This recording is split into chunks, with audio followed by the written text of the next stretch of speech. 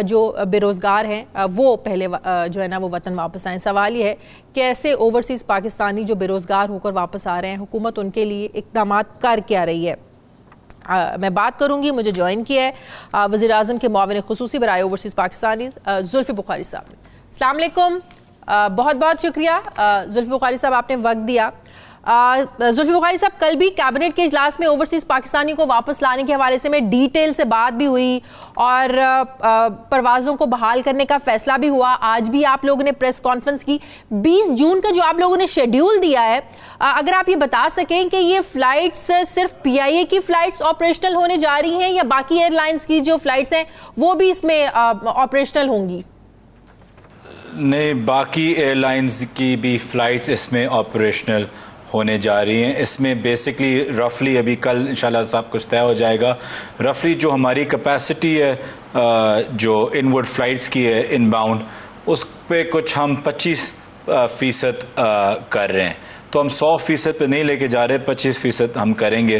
तो उसमें PIA की फ़्लाइट्स भी शामिल हैं और उसमें और मुल्कों की भी फ़्लाइट्स शामिल हैं। तो इसका मतलब ये स्पेशल फ़्लाइट्स आप लोग चला रहे हैं, जो मामूल की फ़्लाइट्स चलती थी वो बहाल नहीं हुई है, जो 1-2 दिन के बाद मुख्तलिफ ममालिक के लिए फ़्लाइट्स चलती थी, ये स्पेशल फ़्लाइट्स है अभी भी? नहीं, देखें, आपकी फ़्लाइट्स ये स्केड्यूल्ड फ़्लाइट्स हैं, स्पेशल फ़्लाइट्स नहीं हैं। अच्छा। तो ये हर हफ्ते स्केड्यूल्ड फ़्लाइट एक रूटीन फ़्लाइट्स पे चलेंगी, जैसे कि कोरोना से पहले। लेकिन लेट्स से कि एग्जांपल आपकी चल रही थी PIA की फ़्लाइट अगर, या फ़्लाइट्स आपकी दिन में 10 चल रही थी, हाँ। अब आपकी कुछ 2 या 3 फ़्लाइट्स दिन में चलेंगी, लेकिन रेगुलर चलेंगी। इनके इसकी टिकटिंग भी जैसे कि आप कोरोना से पहले अपने एजेंट से लेते थे, अच्छा। वैसे ही आपको मिलेंगे। तो उस चीज़ से निकल जाएंगे कि जी एम्बेसी आके एक लिस्ट दे, उस लिस्ट में आपका नाम हो और फिर आपको एम्बेसी कॉल करेगी, फिर आपको टिकट देगी, वो सब ख़त्म हो जाएगा। ये सिंपली आप जैसे कोरोना से पहले अपना टिकट बुक करते थे, वैसे ही इस तरीके से आप अपना टिकट बुक करेंगे। बात यह है कि अगर हमने एमिरेट्स को पहले अगर 50, फॉर एग्जांपल मैं एमिरेट्स का इस्तेमाल कर रहा हूँ, एमिरेट्स या कतर को आपने 50 फ़्लाइट्स का दिया हुआ था, अब उस 50 फ़्लाइट्स का हम आपको 25% उनको दे रहे हैं। अच्छा। तो स्लोली हम इसको स्केल अप करेंगे, कोरोना को भी देखते हुए और अपनी एबिलिटी को भी देखते हुए। मतलब ये हुआ कि नॉर्मल जिस तरह लोग पहले ट्रैवल करते थे वैसे जाएं और अपनी टिकट्स बुक करवाएं, किसी एम्बेसी जाने की जरूरत नहीं है, कोई रजिस्ट्रेशन करवाने की जरूरत नहीं है, ठीक है। कितने मजीद पाकिस्तानी है जो वापस आना चाहते हैं?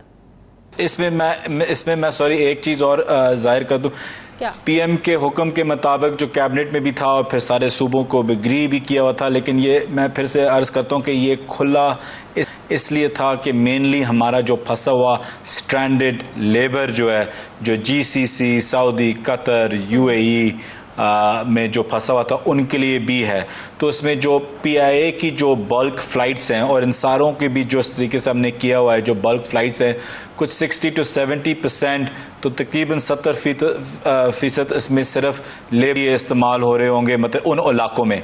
ज़ाहिरी बात है उसके हम क्योंकि हर फ्लाइट मॉनिटर नहीं कर रहे तो उसका ये मतलब नहीं है कि हर फ्लाइट में सिर्फ लेबर होगा, लेकिन बल्क सारा लेबर। बताएं कितने पाकिस्तानी है जो भी वापस आना चाहते हैं, क्या नंबर्स हैं आपके पास? जी देखें, जो स्ट्रैंडेड पाकिस्तानी की डेफिनेशन में जो आते हैं, मीनिंग लेबर जिसका कॉन्ट्रैक्ट ख़त्म हो चुका हो, लेबर जो लीव पे हो, जिसको पेड या अनपेड लीव मिली हुई हो, या उन पाकिस्तानी जो कहीं बाहर गए हुए थे और एयर स्पेस बंद हो गई थी, अभी तक वापस नहीं आ सके, स्ट्रैंडेड है, टाइम बाउंड वीज़ा पे फंसे हुए हैं, उसका नंबर कुछ 1 लाख है, 98,300 एंड समथिंग। तो 1 लाख आप कह लें पाकिस्तानी।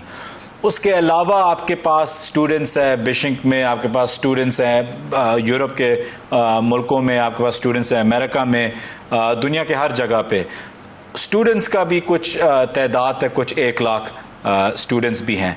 लेकिन जो स्टैंडर्ड हैं वो 1 लाख कह सकते हैं। स्टूडेंट्स जिनको उनके स्कूल्स ख़त्म हो गए हैं, डिग्रीज ख़त्म हो गई हैं या बंद हुए हैं, उनका भी 1 लाख की तादाद है। तो जो लेबर जो तादाद है रफली कुछ 70,000, उस 1 लाख में से 70,000 एटलीस्ट या 80,000 एटलीस्ट आप कह सकते हैं लेबर का है। 20,000 टाइम बाउंड वीजा पे है। आपने ये बात की कि वो लोग वापस ना आए जो छुट्टियों के लिए आना चाहते हैं, जो छुट्टियों पर है, वो लोग वापस आए जिनकी नौकरियां नहीं है, जो बेरोजगार हो चुके हैं। तो ये कैटेगराइज आप लोग कैसे करेंगे? कैसे पता चलेगा कि जो ट्रैवल कर रहे हैं वो छुट्टियों पर थे, यहाँ पर आकर अपनी छुट्टियां गुजारना चाहते हैं, वो लोग आ रहे हैं, या फिर वो लोग आ रहे हैं जो बेरोजगार हो चुके हैं, फंसे हुए हैं, जो मजीद नौकरी के बगैर ज़ाहिर बाहर नहीं रह सके? ये कैसे कैटेगराइज आप लोग करेंगे, कैसे पता चलेगा? देखिए, इसका बात तो ये कि हमने प्रेस कॉन्फ्रेंस में भी बोला था कि थोड़ी सी रिस्पॉन्सिबिलिटी से चलें।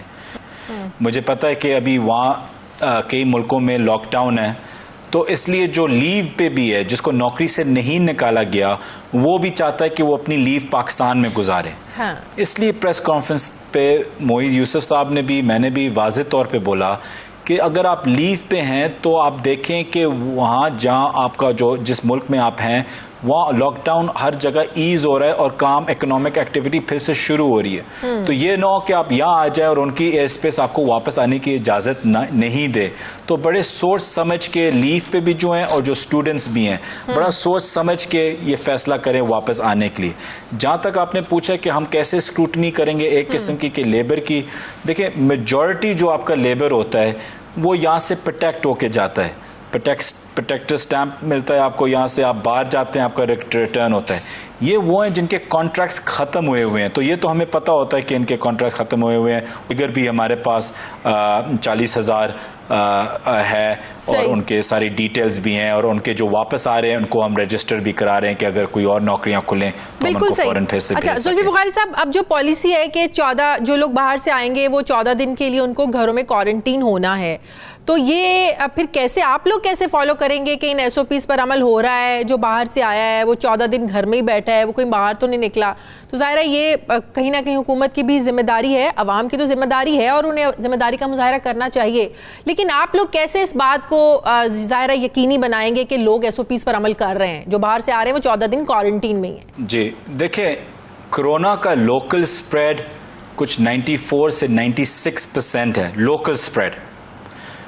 एक्सटर्नल स्प्रेड आपका 4 से 6% है।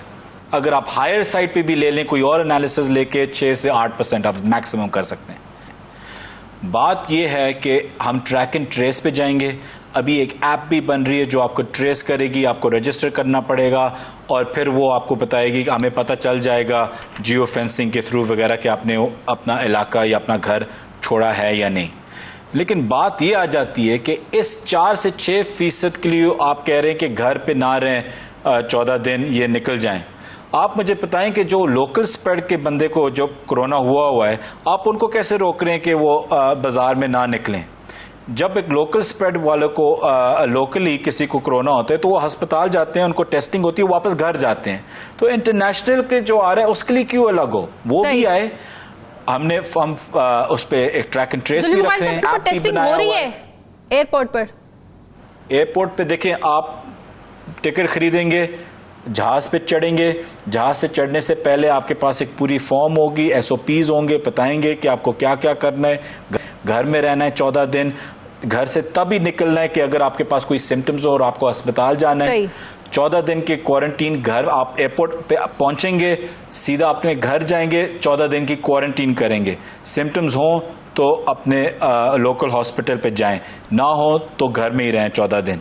ये अभी SOPs, और फिर आपको ट्रैक एंड ट्रेस, बीच में कॉल भी आएंगी कि आपको कोई सिम्टम्स फील हो रही हैं, नहीं हो रही, और फिर हर फ्लाइट का डेटा उस मुताबिक हम देख सकेंगे कि किस फ्लाइट पे हमने ज़्यादा सिम्टम्स देखे हैं।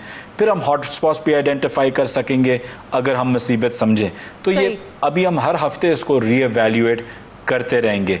लेकिन ये कहना कि ओवरसीज पाकिस्तानी 4% पूरे पाकिस्तान में उनकी वजह से कोई कोरोना फैला है, ये बिल्कुल गैर जिम्मेदार एक चीज है। और एक पाकिस्तानी जो $23 बिलियन आपको हर साल, ये तो बात होगी जो ओवरसीज पाकिस्तानियों को वापस लाने के लिए आप लोग जो इकदाम कर रहे हैं। अच्छा, अब जरा कुछ बात कर लेते हैं। ये बात तो हकीकत है कि ओवरसीज पाकिस्तानीज की एक बड़ी सपोर्ट है तहरीक इंसाफ को और एक बड़ा वोट बैंक है आप लोगों का बाहर। लेकिन कुछ ओवरसीज बहुत से लोग हैं जो ये शिकायत भी करते हैं कि उनके बहुत से मसाइल हैं जिनकी तरफ तवज्जो नहीं दी जाती है। वो कहते हैं हम इन्वेस्टमेंट बहुत यहाँ पर लाना चाहते हैं, लेकिन हमें बताया जाए कि तहरीक इंसाफ की हुकूमत हमें क्या इंसेंटिव्स उस पर क्या देगी। मसलन अगर कोई कहता है कि बहुत से लोग बात ये करते हैं कि हम अगर अपनी कोई कंपनी यहाँ पर रजिस्टर्ड करवाना चाहते हैं, वो कंपनी ही 4-4 महीने रजिस्टर्ड नहीं होती। अब आपको भी बाहर का सारा सिस्टम पता है, यूरोप यूके वगैरह में 24-24 घंटों में कंपनीज जो है ना वो रजिस्टर्ड हो जाती हैं। लेकिन वो कहते हैं कि अगर हम इतनी बड़ी इन्वेस्टमेंट यहाँ पर लेके आएँ, आप लोग हमें इंसेंटिव क्या देंगे, हमारे मसाइल पर तो कोई हमसे बात करना चाहता ही नहीं है। फिर वो कहते हैं जी जुल्फी बुखारी साहब बाहर आते हैं, हमसे मिलते नहीं है, बस अपने लोगों से मिलकर यहाँ पे चले जाते हैं, जिनकी बात सुननी चाहिए वो सुनते नहीं है। तो ये बड़ी रिजर्वेशंस हैं ओवरसीज़ पाकिस्तानियों की। देखिए, मुझे नहीं पता कि किन ओवरसीज़ पाकिस्तानीज़ ने ये बोला है। ज़्यादातर तो मैं काफ़ी इन टच हूँ हर मुल्क के चेम्बर्स के साथ भी, और जो वहाँ की बिज़नेस पर्सनैलिटीज़ हैं मैं उनको पर्सनली जानता हूँ। तो इन टच होने वाली बात आई डोंट थिंक है, क्योंकि मैं हमेशा इन टच होता हूँ। और जहाँ भी मेरा दौरा हुआ है, जब से मैंने मिनिस्ट्री संभाली है, आप उस बेशक जब ऑफिशियल दौरा हो, अनऑफिशियल की और बात है, लेकिन जब ऑफिशियल दौरा हो आप उसका रिकॉर्ड निकाल के देख लें कि मेरे कितने फंक्शंस हुए हैं, कितने मैंने अटेंडीज़ हैं। 24 आवर्स अटेंडेंस होती है हर फंक्शन पे, हर मीटिंग पे। तो I don't think that's true.